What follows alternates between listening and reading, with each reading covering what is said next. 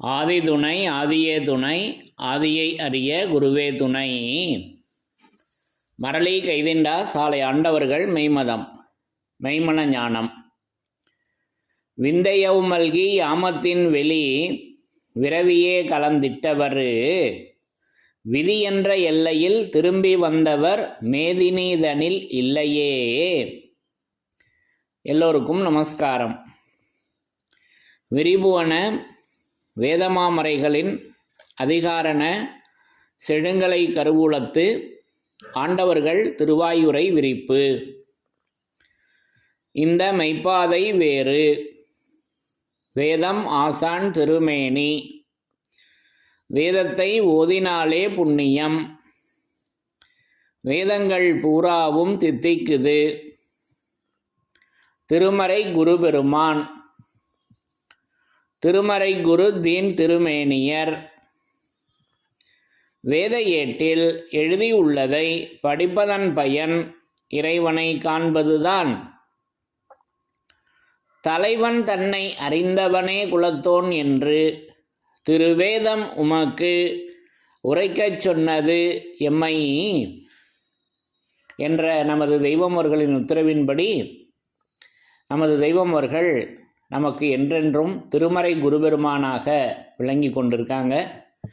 அப்போ அந்த திருமறையிலிருந்து, அந்த தெய்வ திருமறையிலிருந்து யமனை வென்ற திருமறையின் சிறப்புகள் என்ற தலைப்பில் வேத வாக்கியங்களை ஒவ்வொன்றாக படித்து தரிசனை செய்து வருகிறோம். அதன்படி இன்றைக்கு இந்த பதிவிற்காக நான் எடுத்துக்கொண்ட வாக்கியம் நம்முடைய திருவருட்குரல் யமபடர் அடிபடு கோடாயுதக்கூர் திருவருட்குரல் நூலிலிருந்து ஒரு திருவாக்கியத்தினை எடுத்துக்கொண்டேன். இப்போ இந்த திருவாக்கியத்தில் அந்த யமபயத்தை நமக்கு எப்படி தெய்வம் அவர்கள் நீக்குகிறார்கள் என்பதை அந்த அருள்வர்ஷிப்பை எடுத்து வழங்கியிருக்காங்க. அது என்ன என்பதை படித்து தரிசனை செய்யலாம். பிரம்மோதய மெய்வழிச்சாலை ஆண்டவர்கள் திருவாக்கியம். திருவருட்குரல் திருவாக்கியம் எண் 35, பழைய அச்சு நூல், பக்கம் எண் 59. சாதிகளின் கர்த்தாவே. விதி என்பது இறைவனுடைய கையேடு. அதை யாராவது போய் பார்த்தது உண்டா? விதி போலே ஆகுமென்றால் வேதமும் அதற்குரிய வேலையும் ஏனோ? வேதத்தில் அடைவான செயல் இது என்றும் அடாத செயல் இது என்றும் வைத்திருப்பது ஏன்? பாவி என்று உன் விதி இருப்பின் பின் வேதம் எதற்கு? விதியை விட்டு மதியின் மேல் ஏறிச் சென்றால் கரையாகிய யமபடரை கடந்து மோட்சத்தில் சேர்வாய். விதியை விட்டு மதியின் மேல் ஏறிச் சென்றால் கரையாகிய யமபடரை கடந்து மோட்சத்தில் சேர்வாய். இத்தூல தேகம் அழியும். அழியின் பிசாசாகவோ அல்லது வேறு எப்படியோ ஆக நேரும். ஆதலின் இப்பொழுதே தேவனாக ஆக முயல வேண்டும் என்று நமது குலதெய்வம் பிரம்மோதய மெய்வழிச்சாலை ஆண்டவர்கள் திருவாய் மலர்ந்து அருளி உள்ளார்கள். சாதிகளின் கர்த்தாவே. அப்போ இந்த திருவாக்கியம் 35வது திருவாக்கியத்தில் வேதத்தின் சிறப்புகள் வரிசையாக அள்ளி கொடுக்குறாங்க, அந்த அருள் வர்ஷிப்புகளை அல்லவா. அது முடிஞ்சதும் அந்த யமபடரை பற்றி மின்னி காட்டுறாங்க. அப்போது விதி என்பது இறைவனுடைய கையேடு. விதி, அப்போது நமக்கு தெரிஞ்ச விதி உலக விதி தான் தெரியும். மண்ணுலக வாழ்க்கையில் அழிந்து போகிற உலகத்தில் உள்ள விதி தான் தெரியும். இங்கே இது இறை வழிபாட்டில் உள்ள விதி. 2 இருக்குது, அதனால் குழப்பிக்கக்கூடாது. இங்கே வர்ற விதி விண்ணுலகத்தில் தெய்வ வழிபாட்டில் வருகின்ற விதி. அது யாருன்னா அது நமது தெய்வம் அவர்கள் அல்லவா. அது இப்போ கையேடாக நமக்கு வழங்கியிருக்காங்க.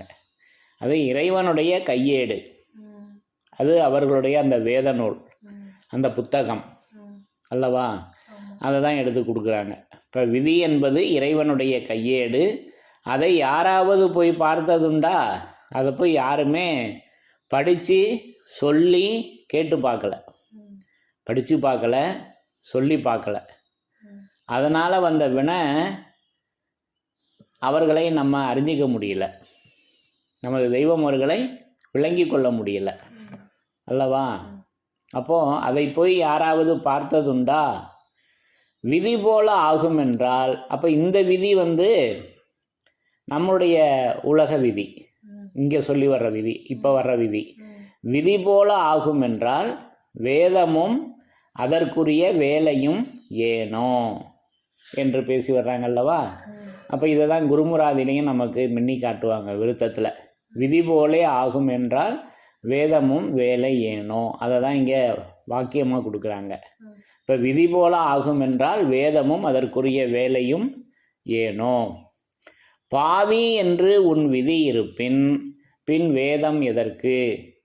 அப்போ பாவின்னு நம்ம விதி இருந்ததுன்னா அப்போ எதற்காக வேதம் வந்தது கேட்குறாங்க. அப்போது அந்த பாவி என்பதை நீக்கி புண்ணியனாக ஆக்குவதற்குத்தான் தெய்வ புண்ணியன் பூமலர் சரணம் சஞ்சீவி என்று நமக்கு ஆனந்த கழிப்பில் கொடுக்குறாங்கல்லவா? பாவம் என்பது உன் மூச்சு துண்டாடப்பட்டு நஷ்டமடைவது, திருவருட்குறள் 120. பாவம் என்பது உன் மூச்சு துண்டாடப்பட்டு நஷ்டமடைவது, அப்படி ஆகாமல் இருப்பது புண்ணியம். புண்ணியத்திற்கென்று ஒரு உரு இருக்கிறது, அது உன் ஆசான்தான். அவர்களையே நம்பு, அவர்கள் சொற்படி நட, வேறொன்றையும் பார்க்காதே என்று நமக்கு எச்சரிக்கை கொடுத்துருக்காங்களவா? அப்போ அந்த புண்ணியத்திற்கான உரு யாருன்னா நமது தெய்வம் அவர்கள் அல்லவா? அவங்க இப்போ வேதம் ஆசான் திருமேனியாக எப்பவும் விளங்கி கொண்டிருக்காங்க. தன் பெற்ற இன்பொருளே தன் ஆசானாக எல்லாண்டு எல்லாண்டு எண்ணாயிரத்தாண்டு எவ்வேத ஆசானுமாக அவங்க விளங்கி கொண்டு எப்பவும் இருக்காங்க.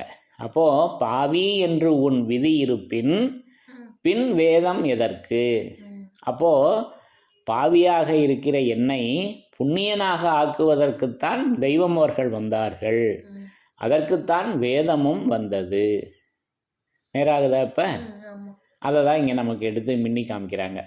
அப்போ பாவி என்று உன் விதி இருப்பின் பின் வேதம் எதற்கு என்று சொல்லி அடுத்து தான் இங்கே யமபடருக்கு வர்றாங்க.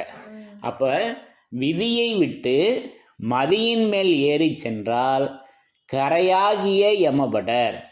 அப்போ விதியை விட்டு, நம்முடைய விதி ஒன்று சொல்கிறோம் அல்லவா, உலகாயுதமாக உள்ள அந்த விதியை விட்டு தெய்வத்தினுடைய விதி ஒன்று இருக்கல்லவா, அது அறிவு. அந்த விதிக்கு பேர் மதி. மதி என்றால் அறிவு அல்லவா? அப்போ விதியை விட்டு அந்த மதியின் மேல் ஏறி சென்றால் அது ஒரு வரி குதிரையாக இருக்குது. என்ன குதிரை? வரி குதிரை. ஆமாம், அந்த வரியாகிய அந்த வேத வரியாக அது விளங்கி கொண்டிருக்கிறது. அதன் மேலே ஏறி சவாரி செய்து நம்ம போகிறோம். இப்போ தெய்வம் அவங்க அதை வழி நடத்துகிறாங்க நம்மளை. அவங்க அந்த வரி குதிரையாக நின்று, சரியா? அப்போ விதியை விட்டு மதியின் மேல் ஏறி சென்றால் கரையாகிய யமபடரை கடந்து மோட்சத்தில் சேர்வாய். பாவி என்று உன் விதி இருப்பின் பின் வேதம் எதற்கு? விதியை விட்டு மதியின் மேல் ஏறி சென்றால், அப்போ அந்த மதியாகிய அந்த வரி குதிரை அது அறிவாக இருக்குது. அந்த வரி குதிரையின் மேல் ஏறி சென்றால் கரையாகிய யமபடருங்க. அந்த யமபடர் இங்கே நம்மக்கிட்ட எப்படி இருக்குது? கரையாக இருக்குதுங்க. அந்த கரையாகிய யமபடரை கடந்து மோட்சத்தில் சேர்வாய் என்று நமக்கு அந்த அருள் வர்ஷிப்பை கொடுக்குறாங்க. அப்போது அந்த கரை இப்போ நம்ம துணியில் நம்ம போட்டுக்கிற ஆடையில் கரை படியுது. கரை என்றால் அழுக்கு அல்லவா? அழுக்கு. அப்போ அதுக்கு நம்ம வீட்டில் பெண்கள் அதை துவைச்சி நமக்கு அந்த கரையை நீக்கி தருகிறார்கள் அல்லவா? அப்போது அதை போல் இங்கே அந்த கரையை நீக்கணுங்க. அந்த கரைக்கு பேர் தான் யமபடர். அதை தானே இங்கே பேசி வர்றாங்க. விதியை விட்டு மதியின் மேல் ஏறி சென்றால், அந்த மதியின் மேல் ஏறி சென்றோம்னா தான் கரையாகிய யமபடரை கடந்து மோட்சத்தில் நம்ம சேர முடியும் அல்லவா? அந்த மோட்சம், அது மோட்சம் என்றால் கைலாயம் அல்லவா? ஆக இப்படிலாம் நமக்கு அந்த அருளோர்ஷிப்பை எடுத்து வழங்குறாங்க. அப்போ இந்த கரை என்பதிலேயே 2 இருக்குது. இங்கே கரை என்பது யமபடர்னு சொல்லியிருக்காங்க. நமது தெய்வம் அவர்களுக்கு செயலடையாளம் நம்ம மெய்க்கல்வி கலாசாலையில் எடுத்து பேசி வர்றப்ப கரைகாணா அறிவு கடலினுடைய முகடேரி அப்படின்னும் பேசி வருவாங்க. முதல் திருவாக்கியத்தில் கரைகாணா அறிவு கடலினுடைய முகடேரி. அங்கே கரை என்பது எப்படி இருக்குது அப்படின்னா, இப்போது குளம் இருக்குது, ஏரி இருக்குது, அதுக்கு அந்த கரை இருந்தால் தானே அந்த நீர் வெளியில் போகாமல் நம்மளுடைய கட்டுப்பாட்டுக்குள்ளே இருக்கும். அந்த தண்ணி அந்த கரையினுடைய கட்டுப்பாட்டுக்குள்ளே இருக்கும். இப்போ வேணுன்றப்ப அந்த மதகு வழியாக அதில் விவசாயத்துக்கு பாசனம் செய்வதற்கு ஒரு மதகு ஒன்று வச்சுருப்பாங்க. அது வழியாக வேணுன்றப்ப எடுத்துக்கலாம். அப்போ அந்த கரையை நல்லா பலமாக அமைச்சிருப்பாங்க. மண்ணால் ஆனதாக தான் இருக்கும். அப்போ அதுக்கு பேர் கரைன்னு சொல்லுறோம், கேள்விப்பட்டிருக்கோம் அல்லவா? அப்போது இங்கே நமக்கு திருவாக்கியத்தில் எப்படி பேசி வர்றாங்கன்னா, கரைகாணா அறிவு கடலினுடைய முகடேரி. அப்போது அந்த அறிவு கடலினுடைய ஒரு கரை தான் எல்லாரும் இது வரைக்கும் வந்த விஞ்ஞான மகத்துகள் கண்டிருக்காங்க. மறுகரை இருக்கும் அல்லவா? இப்போ ஒரு குளத்துக்கு 2 கரை, 4 பக்கமும் கரை இருக்கும். அப்போது எதிர்பக்கம் உள்ள கரையை இதுவரைக்கும் வந்த விஞ்ஞான மகத்துக்கள் யாரும் கண்டதில்லை. அப்படி கண்டவங்க யார் அப்படின்னா நமது தெய்வமர்கள் மட்டும்தான். அப்போ அவர்களுடைய தவ வல்லமும் என்ன செயலுடையதாக இருக்க வேண்டும், அதை தான் இங்கே சொல்லி வர்றாங்க. கரைகாணா அறிவு கடலினுடைய முகடு ஏரி. முகடு என்றால் உச்சி. நம்ம சால விடுதியில் 2 சைடு கூரை மேலே ஒன்று சேருதல்லவா, அதுக்கு பேர் முகடு. முகடுன்னா உச்சின்னு ஒரு பொருள் இருக்குது. அந்த கரைகாணா அறிவு கடலினுடைய முகடேரி முழுப்பேற்று குன்றேறி நிற்கும் வித்துநாயகம் இம்மெய்வழி சபையை உண்டு பண்ணிய வித்துநாயகம் அவர்களாகவே இருப்பார்கள் என்று மெய்க்கல்வி கலாசாலையில் பேசி வர்றாங்க. இது ஒரு விதமான கரை. இங்கே வாக்கியத்தில் சொல்லுகின்ற கரை யமபடர்னு பேசி வர்றாங்க. இது தெய்வம் அவர்களின் செயல் நாமம். அப்போ முள்ளால் தான் எடுக்க முடியும். ஒரு பழமொழி கேட்டிருப்போம் அல்லவா? அதை போல் இந்த யமனாகிய கரையை நமது தெய்வம் அவர்கள் அவர்களாகிய அந்த கரை கொண்டு அந்த கரையை நீக்கிறாங்க. விஷயம் அதுதான், சூட்சுமம் அதுதான். கரையாலேயே எடுக்கிறாங்க. அப்போ அந்த கரையாக நமது தெய்வம் அவர்கள் அந்த மெய்க்கல்வி கலாசாலையில் வித்துநாயகமாக விளங்கி கொண்டிருக்காங்க. அதை நம்ம சோடச நிலையை எடுத்து கடைசி பாடல் 16வது பாடல், சோடசம் 16ன்னு அர்த்தம் அல்லவா? அப்போ இதெல்லாம் நம்ம வேதத்தின் சிறப்புகள். அந்த 16 செல்வங்கள் 16ம் பெற்று பெருவாழ்வு வாழ்க என்றெல்லாம் நம்ம வெளி உலகத்தில் பெரியோர்கள் குடும்பத்தில் மூத்தவங்க ஒரு வாழ்த்து சொல்கிறாங்க அல்லவா? அது என்னென்னலாம் விரிவாக பேசியிருக்கோம் அல்லவா?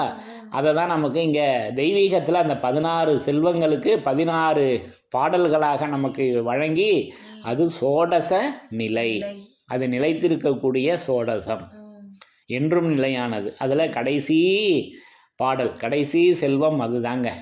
அதில் பேசி வர்றாங்க, யாருக்கும் முன்னூல் வழி அறிந்து அனுபவித்த யாருக்கும் முன்னூல் வழி அறிந்து அனுபவித்த கரை கண்டு உரைத்த சன்மார்க்கம் என்று பேசி வர்றாங்க. யாருக்கும் முன்னூல் வழி அறிந்து அனுபவித்து கரை கண்டு உரைத்தது சன்மார்க்கம் அப்படின்னு 2 வரி ஓடி வருதுங்க அந்த பாடலில். சன்மார்க்கத்துக்கு விளக்கம் கொடுக்குறாங்க தெய்வம் அவங்க. யாருக்கும் முன் நூல் வழி, என்ன வழி? முன் நூல் வழி, நூல் வழி. அப்போ நூல் வழி பற்றிட கால்வழி ஓடிடும், மேலே வழிப்பாலம் தாண்டி நின்று, பொன்னரங்க கும்மி. இதெல்லாம் நம்ம வேதத்தின் சிறப்புகளில் படித்து தரிசனம் செய்திருக்கிறோம் அல்லவா? அதை இங்கே பேசி வர்றாங்க. யாருக்கும் முன் நூல் வழி அறிந்து அனுபவித்து கரை கண்டு உரைத்தது சன்மார்க்கம். இப்போ அந்த கரையை கண்டு உரைத்தது அந்த சன்மார்க்கம். அந்த கரையை கண்டு உரைத்தது நமது தெய்வம் அவர்கள் உரைத்ததெல்லாம் நமக்கு அவர்களுடைய திருவாயுரையாக, திருவாக்காக, மௌனதாரையாக, திருவேதமாக, திருமறையாக, நூலாக, கிரந்தமாக, வேதாந்தமாக, ஆகமமாக, ஏடாக, சுருதியாக அது விளங்கி கொண்டிருக்குங்க. விளங்கி கொண்டிருக்கல்லவா? சுருதியாக விளங்கி கொண்டிருக்கு. அப்போது யாருக்கும் முன் நூல் வழி அறிந்து அனுபவித்த கரைகண்டு உரைத்தது சன்மார்க்கம். அப்போ அவர்கள் உரைத்த அந்த திருவேதம், அந்த திருமறை நமக்கு இப்படி அது கரையாக விளங்கி கொண்டிருக்கிறது. அப்போது தெய்வம் அவர்களாகிய அந்த கரையின் மூலமாக நமக்கு நம் மீது, நம் நினைவின் மீது, நம்முடைய நினைவின் மேலே படிந்துள்ள அந்த கரையாகிய யமபடரை தெய்வம் அவர்கள் இப்படி நமக்கு இந்த திருவாக்கியத்தின் மூலம் நமக்கு நீக்குகிறார்கள் என்பதை இந்த திருவாக்கியத்தில் நமக்கு பேசி வர்றாங்க அல்லவா? அப்போது பாவி என்று உன் விதி இருப்பின் பின் வேதம் எதற்கு? விதியை விட்டு மதியின் மேல் ஏறிச் சென்றால் கரையாகிய யமபடரை கடந்து மோட்சத்தில் சேர்வாய்.